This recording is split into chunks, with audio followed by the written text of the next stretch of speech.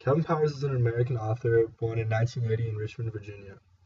He was also raised there and enlisted in the Army at the age of 17 because of his family's long-standing military background, his desire to attend college, and because he saw purpose in his life and felt the Army would help him become a man.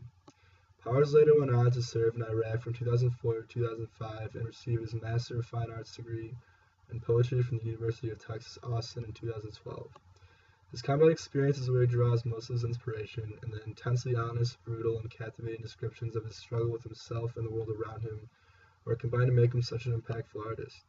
In every line of his poetry, Powers works to paint a picture of what war is truly like, how a soldier fits into his world around him, how oftentimes emotionally surviving a conflict can be just as difficult as physically surviving one, how war makes you think of all the little things you'd previously taken for granted while also leaving its permanent scar. Powers is widely recognized for his two major publicized works, Letter composed during a lull in the fighting and The Yellow Birds. The Yellow Birds received numerous awards, including the Guardian First Book Award, Hemingway Foundation Award, Anisfield Wolf Book Award, was a National Book Award finalist, and is widely regarded as one of the best fictional war stories written today.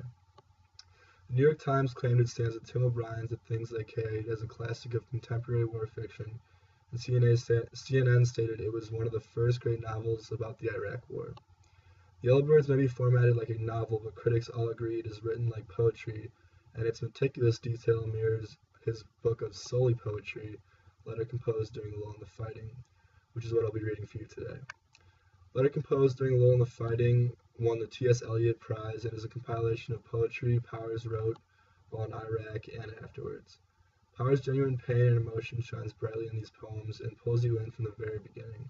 The first stanza of his first poem, titled Letter Composed During a Lull in the Fighting, reads, I tell her I love her like not killing, or 10 minutes of sleep beneath the low rooftop on which my rifle rests. Powers' disdain for killing and death ring out as a central theme in a lot of his poems, and he does not sugarcoat a shred of detail in showing readers exactly how he felt. One poem that stuck with me was Great Plain, in which he recalls his constant struggle between brutal, seemingly senseless violence and doing his job. Here's where appreciation starts. The Iraqi boy in a dusty velour tracksuit almost getting shot. When I say boy, I mean it. When I say almost getting shot, I mean exactly that. For bringing unexploded mortar shells right up to us takes a special kind of courage I don't have. $1 for each one, I'm told, on orders from Brigade HQ to let the children do the dirty work. When I say, I'd say fuck that, let the bastards find them with the heels of their boots.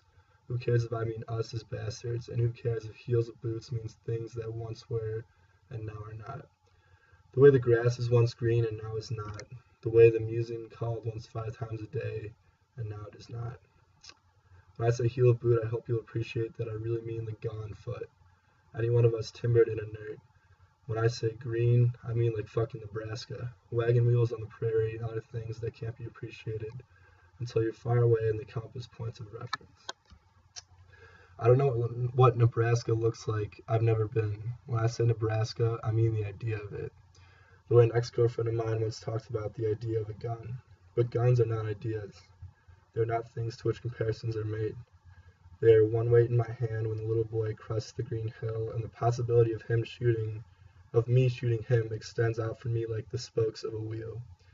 The hills are not green anymore, and in my mind they never were, though when I say they were, I'm talking about reality. I appreciate that too, knowing the hills were green, knowing someone else paid him for his scavenging, one less exploding thing beneath our feet. I appreciate the fact that for at least one more day, I don't have to decide between dying and shooting a little boy. Powers' intense conflict never really lies in his physical fighting, but in its meaning and his search for himself amongst it. This poem is so profound for me because Powers is able to put you in his shoes, whether you want it or not, making you feel deeply what he feels. Apart from the poems that recount direct combat memories, Powers also composed many that focus on his fragile perspective of friendship, family, and life in general. In an excerpt from a poem titled While Trying to Make an Arrowhead in the Fashion of the Mattapony Indians, he claims, we are born to be makers of crude tools, and our speech is full of cruel signifiers. You, me, them, us. I'm sure we will not survive.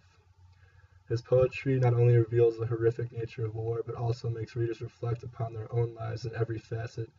I think he's a truly talented poet for that reason.